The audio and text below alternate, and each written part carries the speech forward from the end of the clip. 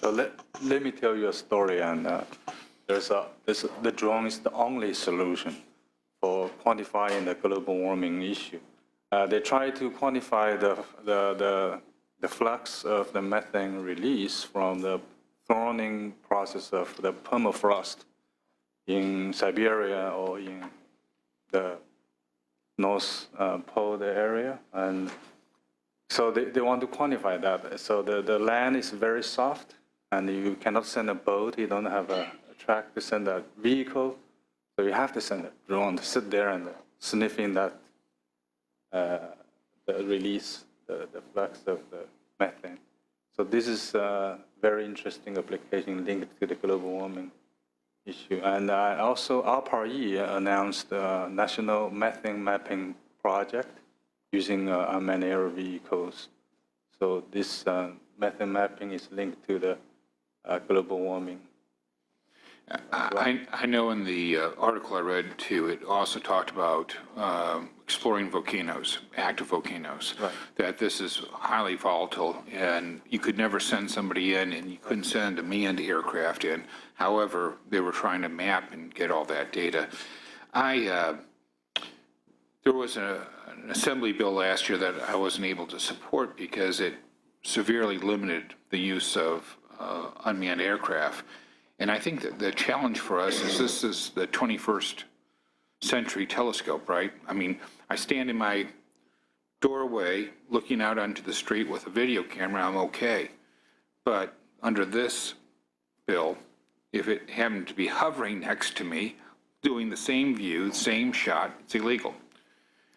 Look, we all get that we don't want somebody putting their camera up against our window looking in. We call them peeping toms. It's illegal now, and it should be illegal for unmanned vehicles. But when we're talking about things that we're doing already manned, we certainly shouldn't be pulling back and saying we want to put a cap on technology. That, you know, if we continue with that mentality, then we can anticipate returning to buggy whips and give up our cars. So I think that we have to be very careful in our balanced approach. And, you know, part of the article I read, it covered a lot, but it talked about firefighting and mapping out how fires are going and how it's saving lives. I just think it's, I think that as we go through, I'm so happy, Madam Chair, that you're having this, because I think at first blush, people just think about your horrible experience and they're not thinking about the technology moving forward and what we've gained from that. And I know a lot of people opposed street mapping, and yet we've grown to rely on it. I know the realtors certainly love it when they're showing homes in neighborhoods. So, you know, I think that this is a prickly issue, but I think our timing couldn't be better. So I appreciate you bringing this up. Thank you. Thank you. And I think, again, when we talk about balance and protecting those rights that we have, and are we willing to give up others that we have had? And I think that's part of the discussion. There are many, many very exciting applications for this technology. It's just a discussion. We shouldn't lose our fundamental rights without knowing it and without agreeing to it. I think that's part of the discussion. So that's the balance, and I appreciate all of you being here and look forward to continuing the discussion. Thank you all for your great work and your willingness to come before us today. Thank you so much. Our next panel, and we're actually almost running on time, is Drones and the Right of Privacy. And we have with us Samantha Corbin from the Privacy Rights Clearinghouse and Lee Tien with the Electronic Frontier Foundation. So if you folks would step up and join us. And we've got about 10 minutes for each of you, and hope that you'll be able to provide us with your thoughts. Thank you very much. And Samantha Corbin, if you would go ahead and start. Thank you for being here. Great. Thanks for the opportunity to speak today. Privacy Rights Clearinghouse is a nonprofit education and advocacy project whose mission is to engage, educate, and empower consumers to protect their privacy. PRC acts as the ear of the consumer. We have both an online complaint center as well as a hotline for consumers to report privacy abuses and request information on ways that they can protect their privacy. I'd like to take a moment and frame why thoughtful, proactive policy should be crafted to protect consumer privacy amid rapidly evolving technology, particularly in the commercial sphere, which has only lightly been touched upon today. As was referenced by the gentleman from DC, the issue is much bigger than drones. It's big data. When PRC was founded in 1992, the consumer complaints we received existed largely in the realm of junk mail and marketing phone calls. Times have changed. In an online environment, advertisers and merchants are armed with sophisticated tools for tracking internet users' keystrokes and clicks. Apple iPhone and iPad devices, as well as Google Android smartphones, can track your location, along with many other key data points. Apps on your smartphone collect and sell personal information, even including your personal contact list to third parties. But it isn't just your computer or your smartphone. We live now among the Internet of Things. Everyday devices such as your car, home alarm system, or even your refrigerator can now communicate with consumers, transmit audio, visual, and digital data to individuals or companies who can compile and share to third parties such as researchers, healthcare providers, and even other consumers. Real-time activities can be compiled with tens of thousands of data sources and points on any individual to create enormous personal profiles. This new technology has the potential to violate every aspect of personal privacy and allows marketers, politicians, businesses, and insurers unprecedented access to information about individuals, as well as the ability to accurately predict their future behaviors. As innovative technologies have developed to allow for unprecedented collection of personal data, consumers have been left increasingly vulnerable to identity theft, data breaches, and other violations of their personal privacy, civil rights, and civil liberties. This brings us to drones. As Supreme Court Justice Sonia Sotomayor said, this type of technology has to stimulate us to think about what is it that we cherish in privacy, how far we want to protect it, and from whom. Domestic use of drones by government, business, and private citizens has increased substantially in the past several years. From a consumer privacy perspective, drone use remains substantially unregulated, with no privacy and civil liberty restrictions at the federal level and only a patchwork of laws at state and local levels. The development of sophisticated drones and the invasive technologies that they can carry has significantly expanded the amount of sensitive personal data that can be collected by governments, private companies, and individuals, posing a new privacy threat to every Californian. It was also said earlier today that drones are dumb, dirty, and dangerous. I would disagree. The technology that these drones can carry is very, very smart. Information generated by location tracking of individuals is already, as others stated today, valuable to advertisers and data brokers, and available by your smartphone and other means. Through drone use, data brokers may soon have the capacity to continuously track the movements of individuals in public spaces and even in their homes, just like they now track online activity.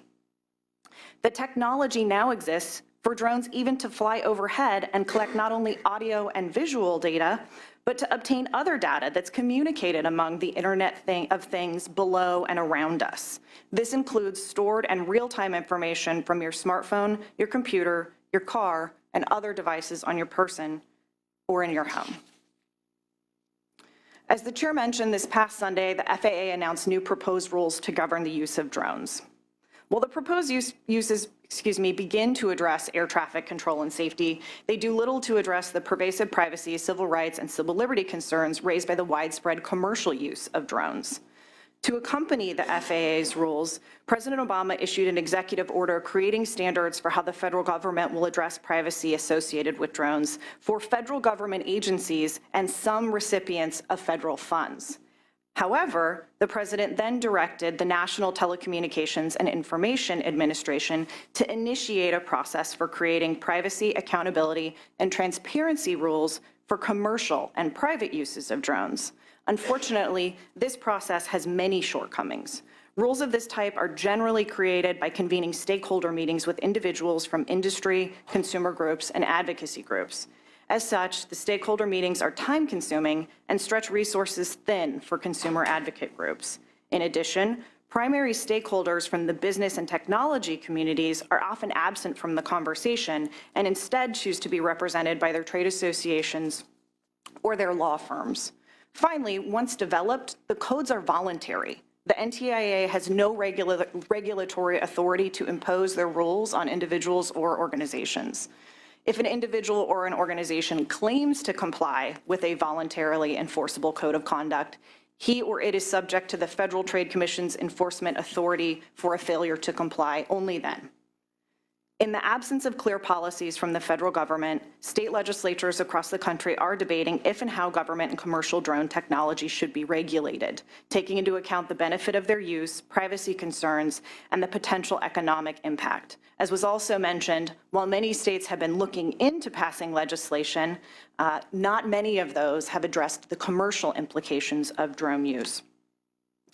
Chair and members, the use of drones by commercial enterprises, as well as other issues related to big data, is best regulated legislatively. We cannot wait for the federal government to develop voluntary suggestions for commercial entities, and we appreciate this opportunity today. We should not wait for privacy risks to materialize with new technologies. Offering remedies for resolving privacy infractions once they've occurred is also insufficient. Thoughtful policy should aim to prevent them from occurring at all. PRC advocates for a proactive rather than reactive approach, such as privacy by design in situations where data about individuals is captured.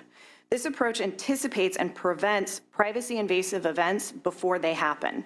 Here, privacy and security features are embedded into the design specifications and business practices of new technologies at the very beginning, not after something goes wrong. To that end, we encourage the legislature to consider the use of the Fair Information Practice Principles, or FIPS, when deliberating on privacy issues. The FIPS are the building blocks of strong privacy laws and policies, as well as the foundation of many responsible privacy practices. They can serve as sort of a checklist when seeking to determine the strengths of a bill, as well as identifying areas where policy might be improved. When it comes to drone use, unfortunately, as with many other big data type of issues, these principles raise important questions that are currently unanswered and need to be answered. So I'm going to go into those FIPS right now. First, the transparency principle. Consumers should have a right to know what records of information about them exist in the first place. With drones, how will we even know, particularly with unintended capture? Consumers should have a right to access those records, at least initially, to have consented to the collection, use, and dissemination of such records. This is known as the individual participation principle. Next is purpose specification. This means that the entity that is collecting information and compiling that information about you should have to identify the purpose for which they intend to collect it in the first place and the intended use of that personal information. For example, if a drone delivering packages for Amazon is scooting about and happens to unintentionally capture any bits of information that are unrelated to it delivering you a package, can Amazon use that information for other purposes? Related to that principle is also the use limitation principle, which calls for a collection of only the personal data necessary to accomplish a stated purpose. This principle also includes data retention, or how long can the data even be stored, a major component of most effective privacy protection practices. Data quality is another important principle to ensure that personal data is accurate, relevant, timely, and complete, and giving, where possible, individuals the opportunity to correct inaccurate data. Also, data security. At a time when we've learned of many data breaches on a daily basis, this is particularly relevant. California was one of the first states to require entities that experience data breaches of certain personal information, such as Social Security, financial account information, and medical records, to notify the affected individuals of the breach. With drones, they're not only susceptible to information that has been collected and stored, breaches of that kind, but they can also be hacked in real time. And so we should be considering what are the other potential breaches and how would we notify consumers of these type of breaches. And finally, the accountability principle, demonstrating compliance with the principles. Who's responsible when something goes wrong and something's been violated? These principles can go a long way in guiding the legislature in drafting statutory provisions that will address both the privacy concerns arising from commercial drone use as well as other new technologies. Thank you for your time today. Thank you very much. A lot of interesting information to absorb. We'll have Mr. Chan speak, and then if there are questions, we'll go ahead and ask them. Thank you, sir. Sure. So I thank the chair for inviting EFF, the Electronic Frontier Foundation, to testify on this important issue. EFF is a San Francisco-based civil liberties group that regularly engages with local, state, and the federal government on privacy and civil liberties issues, including drones and surveillance. In fact, we even hired a robotics and drones expert to be one of our senior staff technologists just because we realized how important the drone issue was going to be going forward. And this is a fellow who, as an undergraduate at Caltech, worked on DARPA's driverless cars competition, and then as a graduate student, did his PhD at Stanford and Berkeley working on quad-rotor drones. So we take this issue very, very seriously. We supported Mr. Gorel's bill last year to regulate government drone surveillance, which the governor unfortunately vetoed. But today I want to focus mainly on non-governmental drone surveillance, but also to some extent on state drone surveillance that is outside of the criminal justice realm.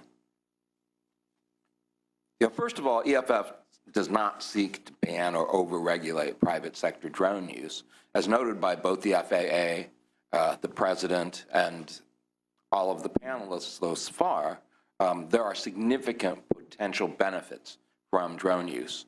But just as clearly, the President recognized the need for privacy safeguards in drone use, which is why his entire presidential memorandum was essentially devoted to the privacy issues around drone use.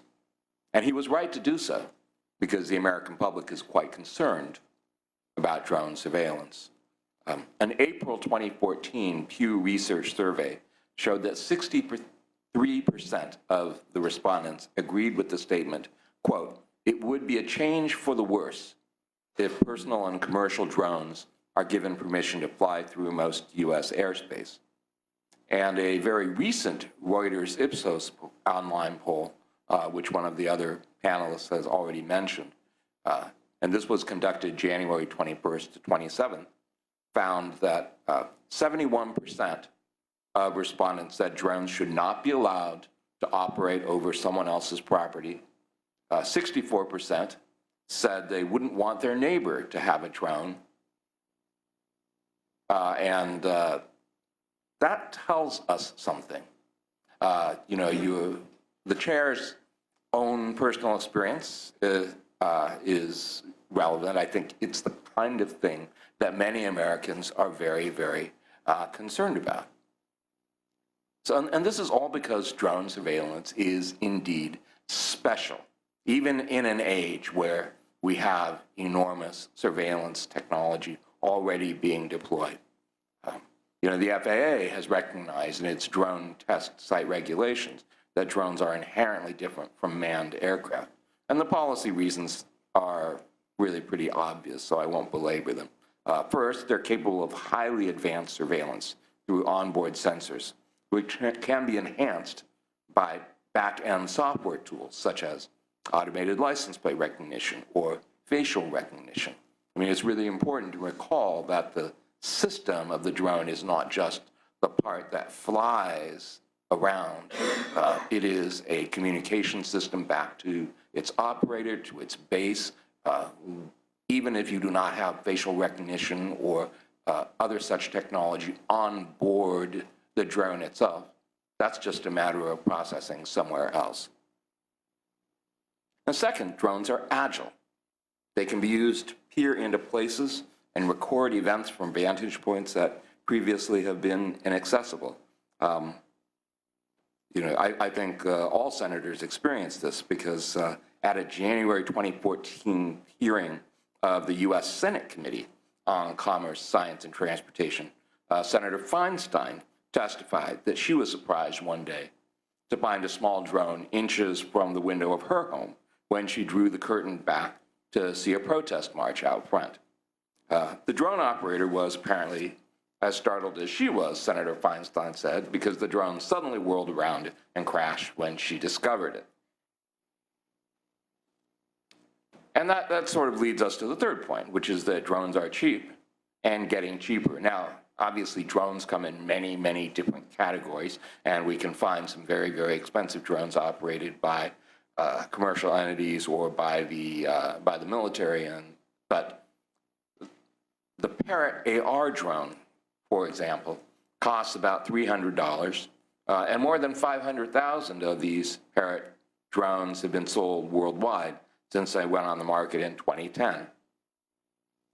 And it carries with it, it comes with some form of HD video, which can stream back to an iPhone or an iPad, and it can actually be modularly outfitted with more technology as well. So surveillance that once required thousands or tens of thousands of dollars can now be done for much, much less. Now, that's a very wonky way, I guess, to think about drones, because from the perspective of the ordinary person, the prospect of drones looking into our windows or our backyards is a special kind of privacy harm. I call it peace of mind. We all have an interest in being able to enjoy sitting by unshuttered windows or in our backyards without fear of surveillance. And part of the reason, I think, is that people are concerned about drones is that you can't really tell what they're doing. I mean, in fact, that drone that went by Senator Feinstein's window might not have been doing anything particularly interesting, but you cannot tell. And it could also have been equipped with highly sophisticated equipment. And then again, you would not know. I suspect that many parents, therefore, are worried about surveillance of their homes, including the backyard and what the courts call the curtilage, and that this will allow private surveillance of their children. I can also imagine that victims of domestic violence, like those protected under this state's Safe at Home program, are especially fearful of drone surveillance. It may, and since our Safe at Home program also protects peace officers, it protects many people who are in sensitive positions, we have to think about this issue of the democratization of cheap surveillance.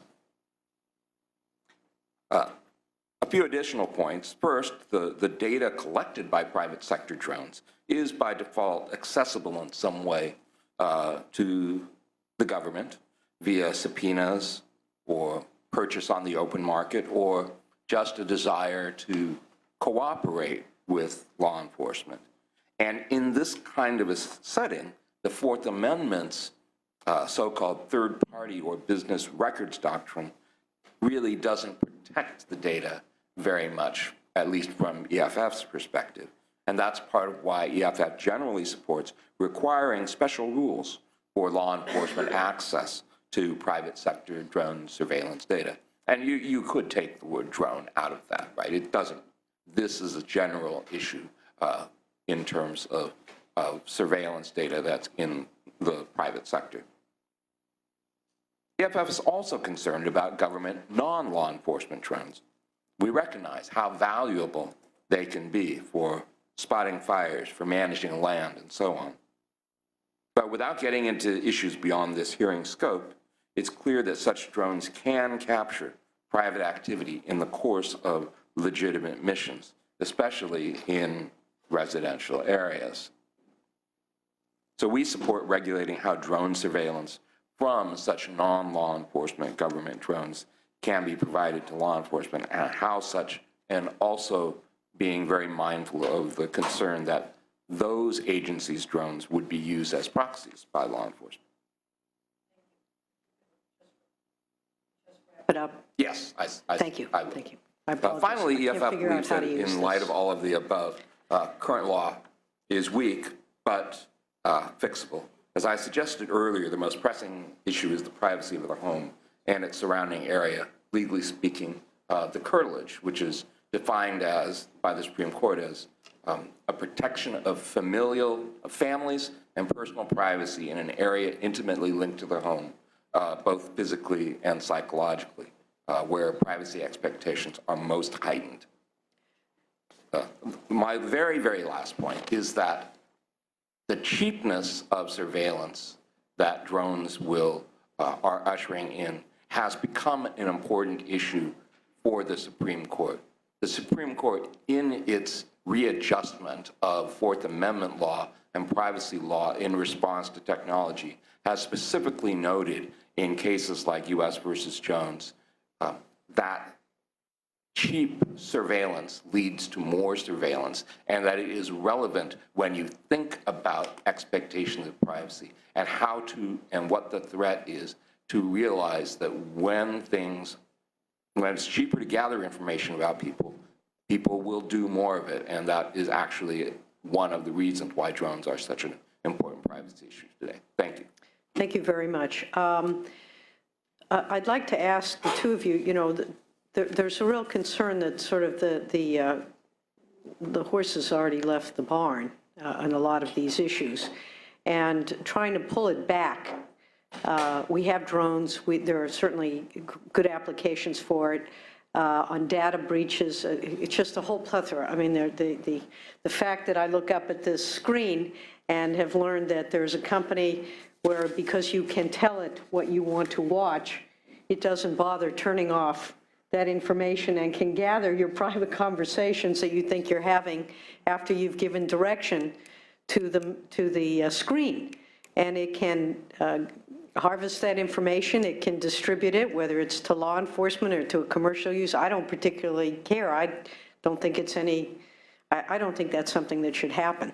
So we really have to ask ourselves, how do we pull this back?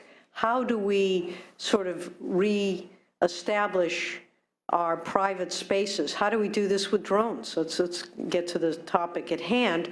What can we do at this point? We've got the FAA that's made its regulations. I believe, I could be wrong, I'm sure we'll find out, that the state of California has a constitutional prerogative to do more than the federal government, because our right of privacy is specifically stated within our Constitution as a fundamental right.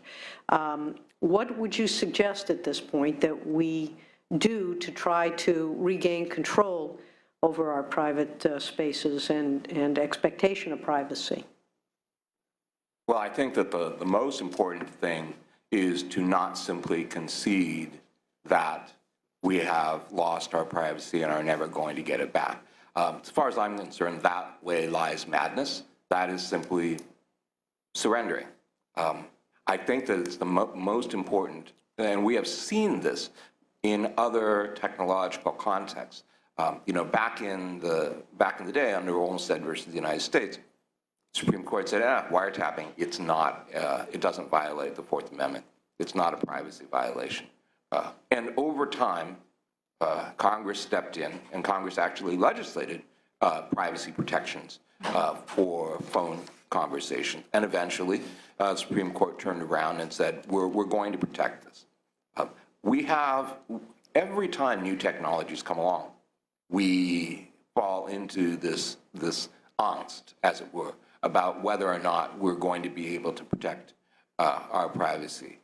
And one of the reasons that happens is because especially when the technology is changing, we don't actually have a really good understanding of what it's doing. Even today, probably several years after the Target pregnancy assessment test story came out, I can still surprise people.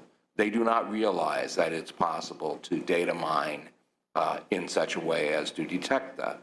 Part of our problem is simply that when we don't understand what the actual privacy consequences are, we tend to underestimate them. And, EFF, we love technology. Technology is a great thing. This isn't about being Luddite, but it is about saying, if we can have a car without the pollution, why isn't that better than, a car with pollution? If we can have the advantages of smartphones and computers without the attendant loss of privacy, why isn't that better? And we just have to ask that question and get some very, very serious answers from the companies and the institutions that right now actually have structural incentives for our privacy to be less than what it should be.